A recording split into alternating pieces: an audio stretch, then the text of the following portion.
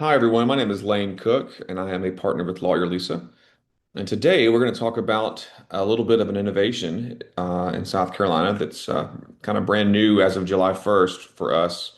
And that is the ability to name transfer on death or TOD beneficiaries on vehicles. And so, what a transfer on death designation does is it's another name for just a beneficiary designation, essentially. And what it lets us do is name who we want to receive an asset upon death while we're living. So we make that designation while we're alive. The transfer takes place upon death, and the transfer is a non-probate transfer. So the property that is subject to that TOD does not have to go through the probate process. And so the DMV, or really the legislature, has given us the ability to add a TOD designation to our vehicles so that upon death, the named TOD beneficiaries will receive that property in a non-probate fashion. So we're going to go through the form and talk about kind of what it takes to add that designation to your vehicles. So the first thing I'll mention is that this form, which is called the TOD-1 form, see that up here in the top right. The TOD1 form can be located on the DMV's website. And so I've got the URL here. It's scdmvonline.com/forms dash and dash manuals. So if you go there, you'll see a big list of forms. You can search for the TOD-1 form, and that'll pull this up for you. You'll also need the Form 400, which you can pull from that same page. And we'll talk about that here in just a few minutes. So again, the transfer on death designation simply allows us to say who we want to receive the vehicle upon death, and when that transfer on death is triggered, it would pass the vehicle to the named beneficiary, or you could have multiple beneficiaries. It'll pass it to them in a non-probate fashion. So we'll just kind of start at the top and go through the instructions here. So first, only the owners of the vehicle can designate transfer on death beneficiaries. Like, seems kind of straightforward. You have to actually own the vehicle to be the one that decides what happens to it when you die. The owner or owners must be individuals, not a business. This also would not apply if you had a vehicle title in trust. You would not need to use this if you have a vehicle in trust. And excuse the train in the background. I hope it's not too disruptive. Um, Next, all owners of the vehicle must be in agreement when adding the TOD designation to title.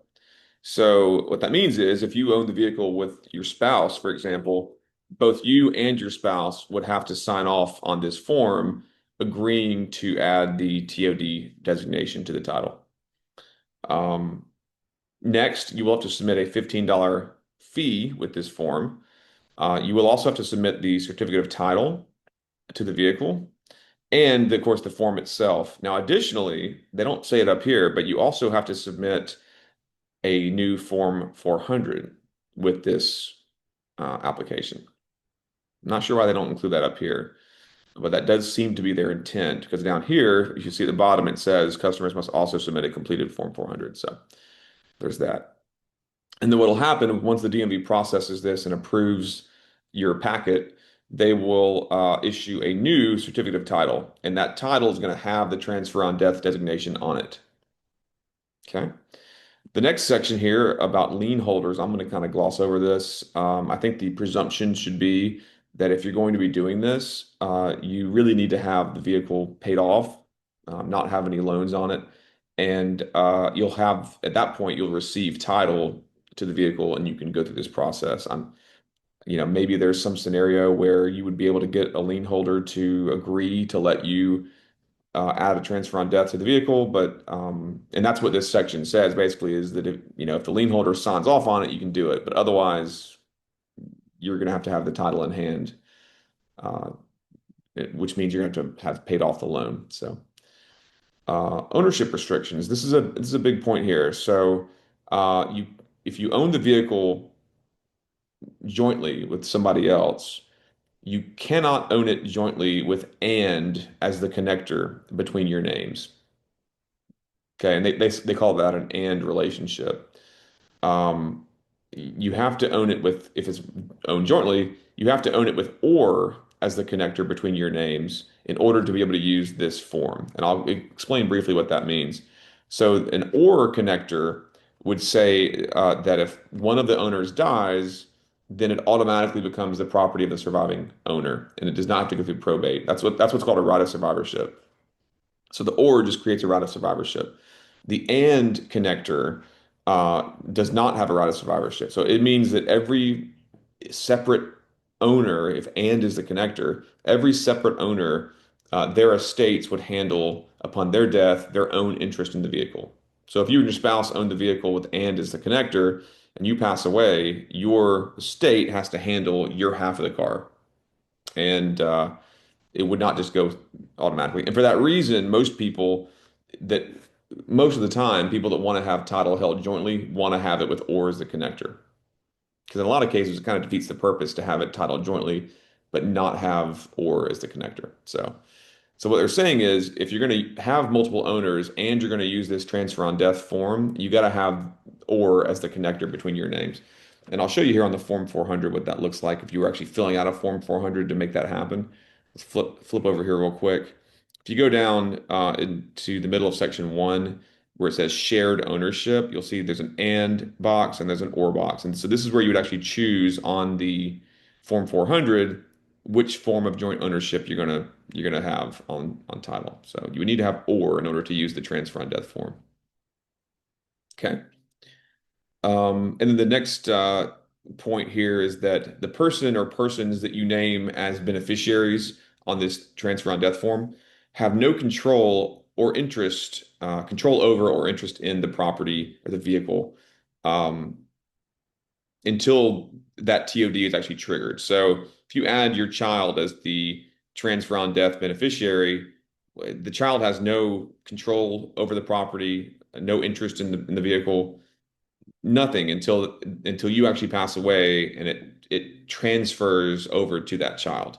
So I think most of the time that's going to be a good thing. It just means that it's a way again to get the vehicle to who you want it to go to, but not actually have to give it away until you pass away. So that's usually going to be a good thing, I think.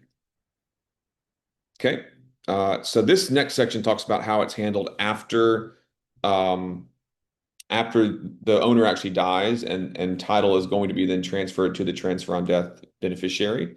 And so that beneficiary would then submit the title, the $15 title fee, and the death certificate of the owner. If there's more than one owner that have died, then it would be the death certificates for all of them. And that next bullet point kind of reiterates that. So if there's more than one owner on title, the beneficiary cannot become the vehicle owner until all owners are deceased. So again, for example, you have a married couple with one child.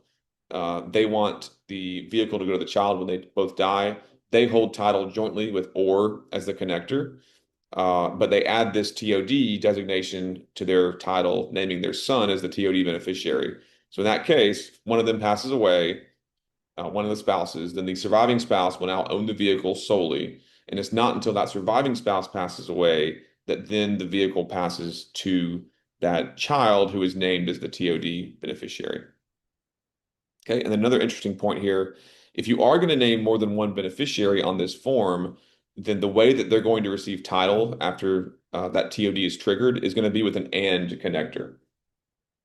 So DMV, if you say I want both my kids to receive the vehicle, DMV is going to issue title when that TOD is triggered to pass to those children. DMV is going to issue title with and as the connector between their names, which means that there will not be a non-probate transfer then if one of them passes away.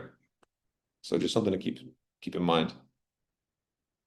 Okay, and then number 1 here tells us that really everybody's got to complete Section A if you're going to fill out this form. Section A is going to be completed. Section B and C only get completed if you have, in the case of Section B, more than one beneficiary, or in the case of Section C, more than one vehicle owner. And we'll see that here in just a second. And then number 2, excuse me, my screen's blipping there. Number 2 is again where it says that you need to submit a completed Form 400, which we'll talk about here in a few minutes. All right, Section A. So this is where you actually designate the the beneficiary that you want to receive the vehicle. So you put the beneficiary's name here, their date of birth. You're going to indicate here whether you're adding this person as a beneficiary or if they've already been added previously as a beneficiary and now you want to take them off, you would mark the remove beneficiary box there. You'll indicate the beneficiary's city, state, their zip code of their residence. If their mailing address is different from their residence address, then you would put that down here. If it's the same, you can just leave that blank. You would then put the beneficiary's driver's license number on this line and their phone number, and then you'll put the vehicle information. So the year of the vehicle, the make, the model goes over here, and then in the middle you would put the VIN number, which I always just get that from my insurance card. I think it's in the insurance card. I always just log into my insurance account and pull it off of there. So for me, that's the easiest way to find it. It's in your vehicle. There's different places you can find it, but um, it should be in your registration as well. But that's the VIN number, and that's just identifying what vehicle we're actually telling them to add the TOD to the title to. Okay, this note here says that neither divorce nor annulment will automatically revoke the TOD designation on this governing instrument. Customers must submit a TOD-1 form to remove the TOD designation. So don't assume that just got someone, is now they're an ex-in-law, for example, that they won't receive under the TOD anymore. No, if they're on here, if you've put them on title as a TOD beneficiary, even if there's a divorce or annulment, they're going to receive that. So it could also be, maybe you name your spouse as the beneficiary. Uh, and then you get divorced. Again, if they're on title as the TOD designee, even though you were divorced, they're going to receive uh, that vehicle unless you fill this out to remove them and then maybe add somebody else. So that's that. You'll print your name here, and then you will sign your name over here. Now, if there's more than one owner, the second owner will print their name on section B where it says vehicle owner number two. They'll print their name here, and then they'll sign over here. And if there's more than two owners, you can just keep going down the list. Although I think it's pretty unusual to have more than two owners on vehicles. It can definitely happen. And then section C, again, this would only be filled out if you have more than one beneficiary. Because again, as a reminder, section A, we've already filled out the first beneficiary's information here. So it's only if you have more than one beneficiary do you go down to section C and keep adding the subsequent beneficiaries. And these are going to be beneficiaries to receive at the same time. So if you put two beneficiaries on this form, that means that those two people are going to be 50-50. It does not mean it goes to the person in A first, then the person in C. It means no, they're gonna all be on there as equal beneficiaries initially. If you put three people on, they're each going to get a third, and so on. So, and this otherwise is the same. You would indicate whether you're adding or removing, and you fill out their information here, the information for the beneficiary. So that is the TOD-1 form. Again, you would consult the top here as a reminder for what needs to be submitted with this form. It tells you at the very top where to submit it to. It says you can take it to the branch, you can mail it into this address. So that's that. I do want to briefly show you the Form 400. Now, this is something where I'm not even sure if the DMV fully knows how they want you to fill this out, if we're being honest. When it comes to being an attachment to the TOD-1 form, they have updated this form to reflect the fact that the TOD-1 form exists. And so I'm going to tell you kind of my best estimation as to how I think they want you to fill this out. Um, and that's really all we can do at this point. Please, if you have any feedback for us after you go through this process, we'd love to hear it so we can refine our instructions. But basically, what I do know is that you will indicate transaction type as title. And title specific information, you would indicate record transfer on death. And you see here in parentheses, it says must complete form TOD-1. So they are intending for you to attach this form 400 with your TOD-1 form. You would then fill out the vehicle information, really like we just did on the other document. And then the owner information. And if there's two of you, then you'll be primary owner and co-owner. You're gonna have to have shared ownership as or if the there we go. If the TOD-1 form is what you want to fill out, you got to have it, like we said, you have to have or as the shared ownership. So keep that in mind. Primary owner's address, Mailing address if different. There's that. Um,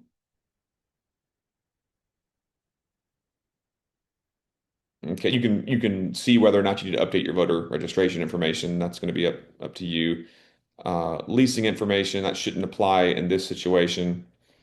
And then section two, you can put your mileage in there. I don't know that the DMV is going to really give you a hard time if you don't, but you might as well just to prevent them kicking it back. Lien information that really shouldn't have anything in there because we're assuming that if you're doing this TOD-1 form, there is no lien on the vehicle because you need to have the title really to do it. So there's that. Um, and then I really think the rest of the stuff you probably don't need to fill out. The IMF and sales tax section really doesn't apply. I think maybe in an abundance of caution, I might check the vehicle was a bona fide gift box just so they don't, just so an overzealous DMV worker doesn't try to maybe accidentally apply an IMF fee to this process. Certainly shouldn't be done that way. They shouldn't apply an IMF fee to that. So I think if you tick the this was a gift box, it's probably going to ensure that they don't accidentally slip up and try to process an IMF fee on that. Again, a lot of this stuff is still a little bit in limbo. But that's if I was filling it out, I think I would do that just in an abundance of caution. And what that does is it essentially just that's your way of saying that there's no value to this transaction. You're not selling something for value, or this is a $0 transaction because we're just adding a beneficiary. Section three we can skip. Section four, uh, you can just complete whether you want to do a donation there, and then of course you would sign and date, and if there is a co-owner, you'll sign or they will sign and date that as well. So then you're done. You're going to take the Form 400, the TOD-1, the $15 title fee, your current certificate of title, and you're going to submit all that to the DMV again, as we discussed before, either by going to the branch or mailing it off uh, to the DMV address up here. We would love to hear feedback as you guys go through this process, and you get your titles back, or maybe the DMV, you know, kick something back to you because they want it to be done a little bit different. Again, we're basically 2 weeks out from this being a thing, so they're going to be probably working out some kinks at the DMV. Um, just like we're kind of trying to figure out what they want from us. So if you have feedback or issues or questions or need further guidance, do feel free to let us know. You can reach us at 803-563-5163. Otherwise, I hope this has been beneficial to you. I hope this helps you. If this is something that you want to do, I hope it helps you to get through this kind of form process and get it submitted, and hopefully get that new title back from DMV with that TOD on there the way you want it to be. So at that, I will go ahead and close out the meeting. Thank you all.